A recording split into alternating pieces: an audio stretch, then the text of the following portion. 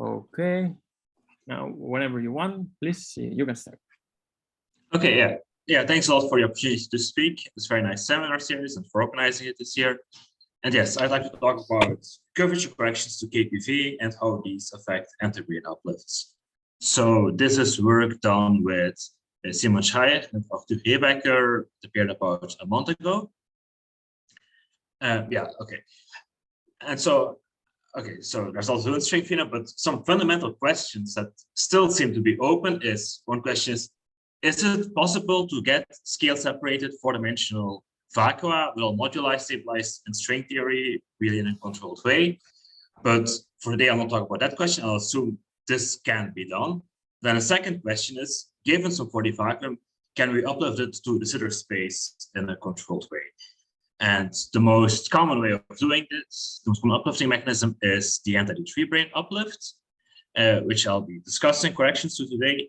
And the motivation for this comes from a series of papers about control on LVS by us, Xin Gao, and the other series of papers by Daniel Junghans. But the impact of this is more broad than just the large volume scenarios about any kind of anti-3-brane uplift. And yeah, the work I'll be talking about today focuses on this antibrane uplift itself and corrections to that. And there's also upcoming work that focuses more on concrete model building about applications to swampland, conjecture, stuff like this. Okay, so let me very briefly remind you the idea of the antibrane uplift. We are in type 2B string theory. We start from some four-dimensional ADS vacuum where we assume all moduli are stabilized. We introduce some anti-3-brane as some source of positive potential energy. The issue now is if we just add a bunch of positive energy, what usually happens is we get run away towards infinite volume rather than a nice metastable vacuum. And the solution to this is to introduce a warped throat as a mechanism to tune how much energy we add to a system in order to be able to have a metastable uplifting minimum rather than having just some runaway. Okay, so this warped or this Klebanov structural throat, it's some throat geometry that we assume is present inside our compactification geometry. It consists of this B cycle, which is going from the bulk of the geometry towards the tip, and then an A cycle, which is a tree sphere, and this A cycle is still of finite size at the tip of the warped throat. There's fluxes present, there's M units of F3 flux on the A cycle, K units of H3 flux on the B cycle, and these fluxes kind of set the size of your warped throat, right? So for example, the radius of the S3 at the tip of the throat is set by the square root of your string coupling times the M units of flux. And then what you do is you add this antibrane at the tip of the warped throat, and now your uplifting potential is not just the tension of the 3-brane, but it's suppressed by the warping. So in particular, you see there's this exponential suppression here, which one can tune by choosing the values of K and M and the string coupling. And in this way, we can get a metastable uplift vacuum rather than just some runaway. Okay, so now what was recently pointed out by Daniel Junghans is that you can look at corrections to the dBA action of your antibrane, and there are important corrections that show up at order alpha prime squared. In particular, there are curvature corrections, such as this one shown here, that show up. And now you can compute, using the metric for your warped throat, the size of these curvature corrections. And well, these curvature corrections, they go like 1 over the radius of the S3 at the tip to the 4th power. And what Daniel Junghans argued in his papers about control and LVS is that, well, these corrections can be dangerous, and you should worry that if they become too large, you lose control over your uplifts. But, well, okay, we also started to think about these corrections, and we started to wonder, are these things really dangerous, these corrections to your dBA action? I mean, what do they actually do in the end? You see that this correction, this curvature correction, effectively just lowers the tension of your antibrane, right? So one could redefine the tension of the antibrane, define an effective tension, and just absorb this curvature correction into this effective tension and work with that effective tension. And all of this does is it lowers the effective tension of the brane, right? Which is exactly what we wanted, right? The reason why we introduced this warp throat is to lower the effective tension of this brane. So, great. Of course, this is just the alpha prime squared correction. There are also higher order corrections, and one should take all of them into account. And if you do this, there are kind of two options, right? I take all of the corrections into account, but in the end, after summing over all of them, this tension of this antibrane is still always positive. And then this is just a slight rescaling of the tension of the antibrane, no problem. It could be that these corrections make the tension of the antibrane negative at small values of GS times M, right? You see that when GSM squared becomes smaller than C, this becomes negative with the alpha prime squared correction. So if that happens, well, the tension is negative, then I don't uplift at all. That seems bad, but if that happens at small values of GS times M, then this also in turn implies that at some intermediate value of GS times M, there should be some novel uplifting mechanism. The point is that if this ever becomes negative, well, I can tune the value of my string coupling GS. And so I know at large values of GS times M, this thing is for sure positive. At small values, it becomes negative. So I tune GS times M to make the value of this positive but hierarchically small. And in this way, I achieve a hierarchically small uplift without needing a deep warp throat. I just don't use the warp throat. I just use these curvature corrections to make the effective tension of my antibrane small. But of course, to do this properly, I should really take all corrections into account, not just the alpha prime squared one. And the question is, can I really do all of this in a controlled way? And that's, of course, difficult. One could take an even more radical perspective here and just say, forget about the warp throat. Let's just have some geometry with many small cycles. Then if you place an antibrane, this will naturally be drawn to these small cycles. This will lower its tension.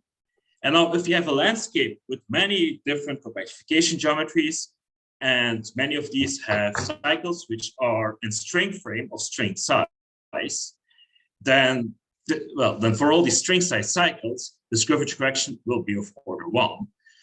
And if you have enough of them, then statistically, maybe for some of them, if they're uniformly distributed, you can by chance end up having this number be positive but hierarchically small and achieve an uplift in that way.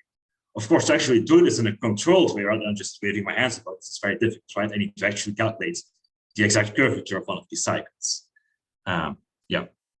Okay, so that's all very nice. I'm saying, look, this curvature correction exists, but either it's just a harmless scaling of the tension, or it's not, but then I get this novel uplifting mechanism. Both options are good, but I'm not really cheating you here. I mean, we know this antibrane has decay channels, and the real danger might be, if I think about these curvature corrections, won't they enhance these decay channels? And this seems quite likely, right? You lower the tension of this object, so it's much easier for it to decay, you might think. Okay, so we looked at this, and the dominant decay channel is that discussed by Ketch, Pierce, and Verlin, the KPV channel. So let me briefly remind you how this works. So we're just looking at the tip of the warp throat. We have this 3 cycle, which is still a finite size at the tip, and we place P anti-D3 branes there. Now, what they do is they can puff up into an NS5 brane, a single NS5 brane. The single NS5 brane wraps NS2 on NS3 at some angle. And then this NS5 brane feels 2 effects, right? Its tension is trying to pull it back to a point at the bottom there, but the flux in the background, these ambient of flux, are pushing it over the S3. And if the NS5 gets pushed over the equator to the other side, it contracts there. And this is the decay channel for my anti-D3 branes. Now the question is, this decay of my NS5 going over the equator, is this a classical instability of my system, or is, in which case I don't have an uplifting minimum, right? Or is this some quantum tunneling process, in which case there exists some metastable uplifting minimum? Okay, so this was KPV analyzed. They look at the dBA action for this NS5 brane and computed its potential from that. And to work out this is the potential. The point is, you have this angle psi. Psi is the angle at which the NS5 brane is wrapping the S3, right? So the radius of my S3 at the tip is square root GSM, let me remind you. And then the radius of the NS5 brane is square root GSM times the sine of psi. Okay, we have P and the D3 branes originally, and M units of flux. And what KPV showed is that the shape of this potential only depends on the ratio P over M. And what happens if P over M is less than 0.08, I have a metastable uplifting minimum. If P over M is more than 0.08, I have a classical decay channel. So we need to demand P over M less than 0.08 for the uplift. Then also, very coarsely, you want GS times M, which is the radius of your S3, to be bigger than 1 for supergravity control. And from this unit, GS times M squared needs to be roughly bigger than 12 from KPV. And this has been known for a long time. But now we know what the alpha prime squared corrections to the by action are. So we know how supergravity breaks down more precisely, right? Or the linear supergravity breaks down precisely. So we can look how these corrections at small GS times M will affect the story. Okay, so let's do this. So we can look at the curvature corrections to the D by action of T brane. For D brane, this action was brought out by Bacchus, Bain, and Green in the 90s. And you see, I have 4 curvature correction terms of order of a prime squared. I won't go exactly into what they are, but these depend both on the intrinsic curvature and the extrinsic curvature of my T brane. Now, unfortunately, as far as I know in the literature, these corrections have only been worked out for D branes and not NS5 branes. Well, what we could do is we could just work in the S due to the Clavinov-Strasser throat, where this decay happens via a D5 brane. If you look at this, it's straightforward to do. But if we would rather work in the actual Clavinov-Strasser throat and look at KPV proper, then we need to know what the alpha prime squared corrections to the NS5 action are. So we need to work this out. Okay, so how do we do this? One thing we could do is we could start from the D5 curvature corrections and S dualize. And doing this gives you an action as shown here. The issue is there's this GS squared suppression here. And we think at order alpha prime squared, this is not the leading term showing up in our NS5 action. We think the actual curvature corrections for the NS5 brane should also have an order 1 piece. The reason is if you, you should remember this, where this NS5 brane comes from. This NS5 brane comes from these P and the D3 branes puffing up. Now, if I shrink the S2 of my NS5 brane to 0 size to a point, then I should recover on shell the scalings in my DB action for the DB action of the D3 brane. And you can work out for the leading order DB action that indeed this works. And if I only take this GS squared piece at order alpha prime squared, then I won't recover my D3 action in the limit of shrinking the S2 to a point. To recover the D3 action, its parametrics, I need this additional order 1 term here. And okay, so I'm proposing this term needs to exist for consistency. And what happens to this order 1 piece if I S-dualize back to the D5? Well, if I S-dualize back, I get this GS squared suppressed term on the D5 brane. And I anyways expect such a term on the D5 as a two-loop correction to the DB action.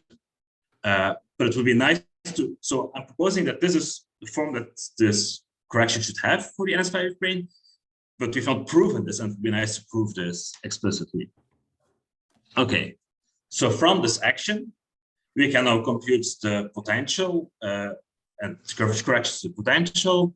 And this is straightforward in principle, since the Clavinov-Strasser metric is known exactly. It's just a bunch of effort, but one does this. And then one gets, in the end, this curvature corrections to potential. You see there are 3 terms here. The first term is purely intrinsic curvature of my D brane. This last term is purely extrinsic curvature. And the central term is a mixing between intrinsic and extrinsic curvature. Okay, so now we can add these curvature corrections to the KPV potential. The top right one, here's the KP potential, right? And this now is the potential with these curvature corrections added. The KPV potential is just dependent on P over M, but now this new potential will also depend on my value of GS times M, which quantifies the size of curvature corrections. So I've plotted here this potential for various values of P over M and GS times M. And again, you see that sometimes a metastable uplifting minimum exists, like in this orange plot here, and sometimes there isn't a minimum. So what we can do is we can just scan the entire parameter space of GS times M, which is P over M, and see where an uplifting minimum exists. And this is the yellow region. In this yellow region, an uplifting minimum exists. Well, in the blue region, it doesn't. So you see that for the uplift to happen, you need GS times M to be bigger than 20. And you can also work out that this means that GS times M squared needs to be bigger than 500 for a metastable uplifting minimum. Okay, you can translate this to the LVS context, where this will require a huge D3 tadpole order 10 to the 3, 10 to the 4th. And this will be very difficult to actually realize. To have models with enough negative tadpole to accommodate a warp throat of this size.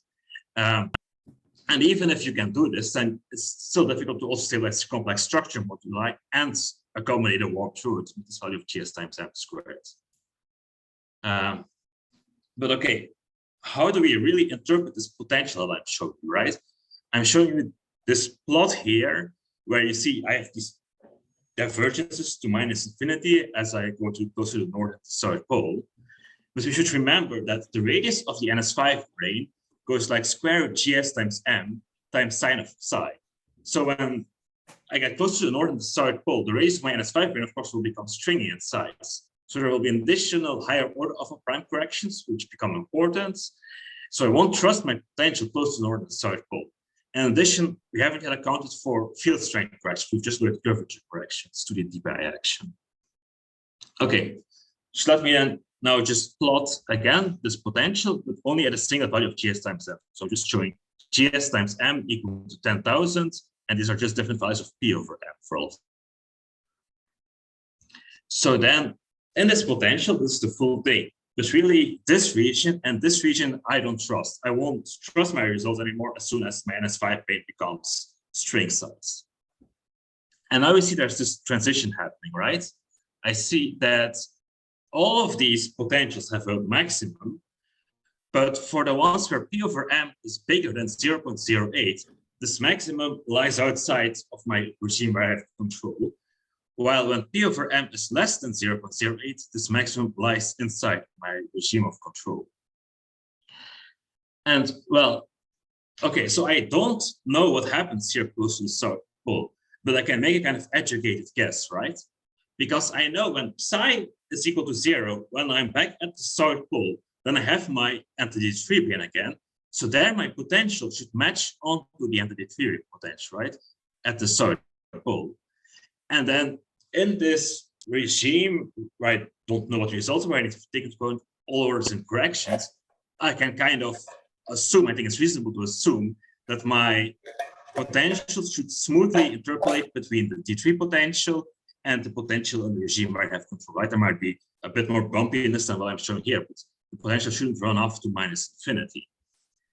And then we see that in the case of where P over M is bigger than 0.08, where my maximum lies outside of my controlled regime, I see my potential now as a runaway, while when P over M is less than 0.08, when I'm in this regime here, now my potential has a metastable uplifting minimum.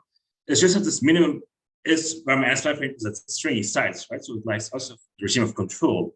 But I think it's reasonable to assume that this minimum does still exist. Okay.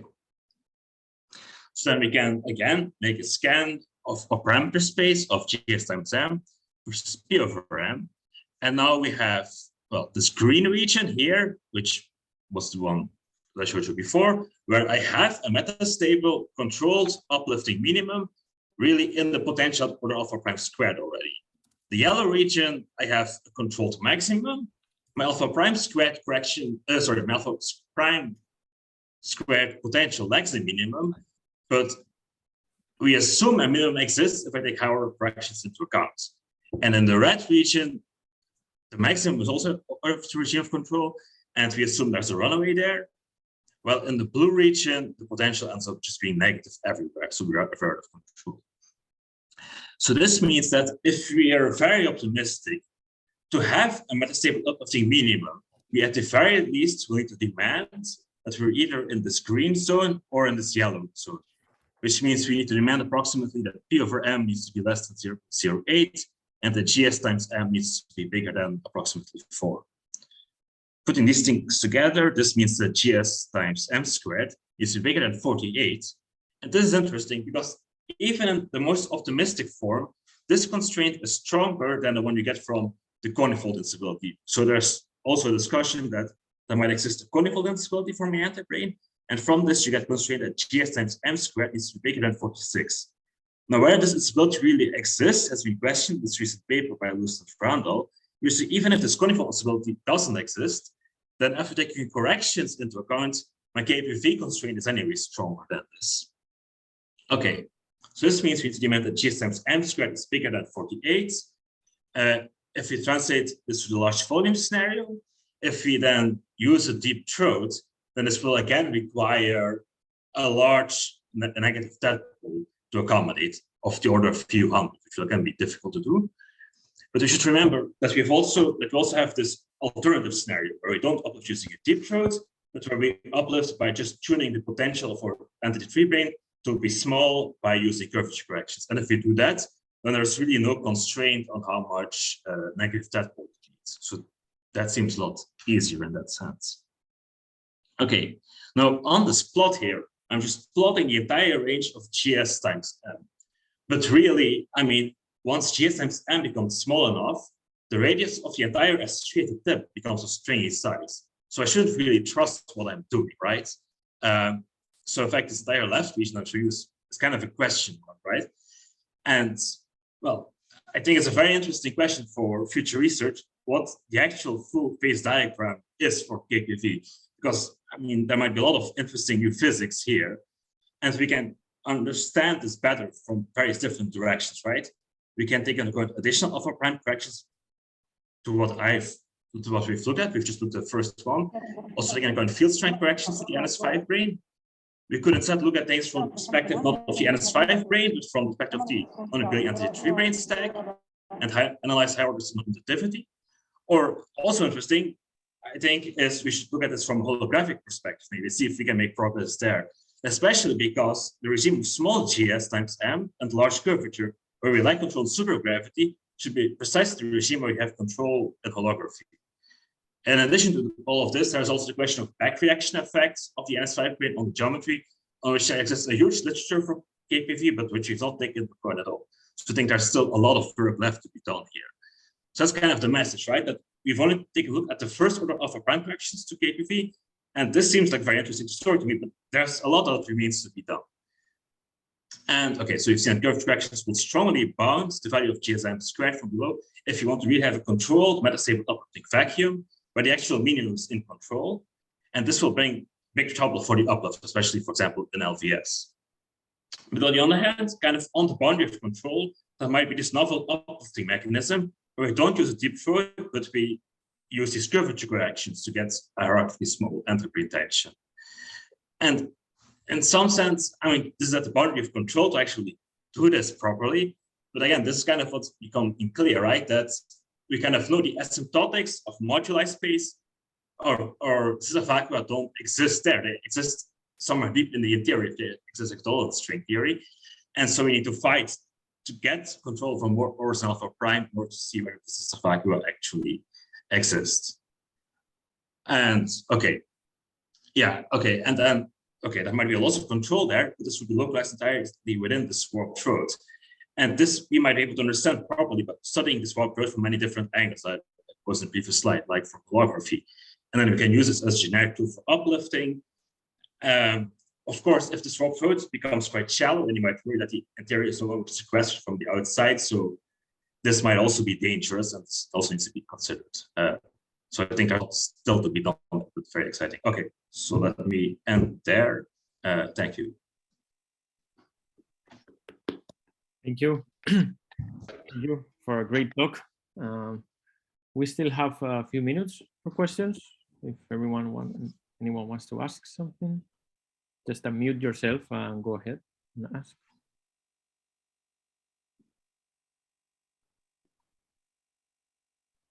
Can I ask you a few naive questions? So Yeah. if I understand correctly, if you put anti-defibrane in what you're doing will always break SUSY, right? So that it is kind of understandable to assume that the potential will increase, but then you also said that in certain region, the potential will decrease if you just take the first alpha prime correction. Is it possible to put some constraints on the high order alpha prime corrections based on the SUSY or SUSY breaking? Because so if SUSY is broken, the potential in a way should increase. And in the similar, along the similar lines of reasonings, is it possible to also use some S duality to constrain some higher order corrections in alpha prime? Because what you proposed is that the NS5 brane has this 1 plus G string square corrections. And if you think about it, the anti-D3 should also have the similar corrections. And then they should be highly constrained by S duality in a way. I mean, the other should just be self-dual there, I think, right? Right. But yeah, I mean, higher order alpha prime is, I think, exactly interesting to look at. But I mean, higher order alpha prime should also mean that, so these corrections come in at different orders of cotangent of psi, right? So I think higher order alpha prime should also only show up at higher orders in cotangent of psi, kind of. So should only show up as the NS5 gets even smaller, right? But I think, so what we've completely neglected at the moment is to not just a higher order alpha prime, but we've just looked at the curvature corrections. Well, this NS5 brane has some field strength on the NS5 brane, and there's also alpha prime squared corrections to this field strength. So not to the curvature, to the field strength. And there's mixing corrections that involve both curvature and field strength. So I think it's important to also take all of these extra things into account. And this is something that we're working on. We're computing these additional corrections, but there exists hundreds of known field strength corrections and mixing corrections to curvature and field strength. But all of these can be computed. We know the geometry of Compton transfer exactly. We know the field strength of NS5 exactly. It's just there's many of them to compute, but we're working on this. Thanks. May I make a comment concerning the first? I think Gerben, you forgot the first part of his question. You know about SUSY always being positive. SUSY breaking always being positive. I think, if I understand Monkey correctly, he's worried about us going down to zero.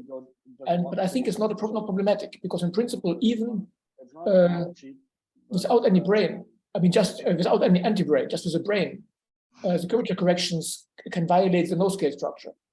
And you see, you can in ADS with just the branes, and then going to the antibranes by KPV could bring you to zero. So I think the scenario where we fine-tune to exactly zero tension is not inconsistent, not obviously inconsistent. It could still be wrong, but it's not inconsistent with your argument about SUSY. Yes, sorry, I should have said yes. So, I mean, so on this side, after the decay, there's M minus P D branes left over, right? And here in KPV, this is just a potential of 0. But these M minus P D branes, which are SUSY, also have curvature corrections, exactly. So this also lowers the thing here. So exactly, it's not necessarily 0 as Dr. said. Yes. I also had a question, if that is okay, if there's still time. Yes, please. Yeah, I don't think I should be asking a question because I was way too late and I only saw the last 5 minutes. Yet I'm arrogant enough to try to do this. So I understood you tried to compute derivative corrections to KPV and then apply to actual flux compactifications. But then I got confused, and my question is, within the regime, within the parameter regime, which is relevant for flux compactifications like KKLT, large volume, should one be using the NS5 picture, or is it rather the non-abelian D3 picture?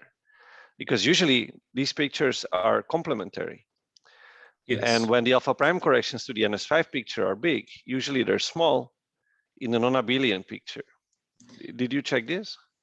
So yes, this is also something I would like to work on as on the slide. So on the non-abelian D3 stack, these alpha prime corrections might not be as important, but I think correspondingly, non-abelian D3, you want to look at this at a given order in commutators, And on maybe and the tree stack, you should take into account higher order commutators, where one would take into account higher horizontal prime on the NS5 perspective.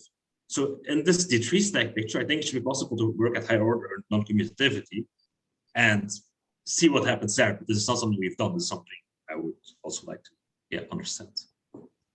Okay, thank you. Okay, good. Thank you for your questions. I will stop the recording now because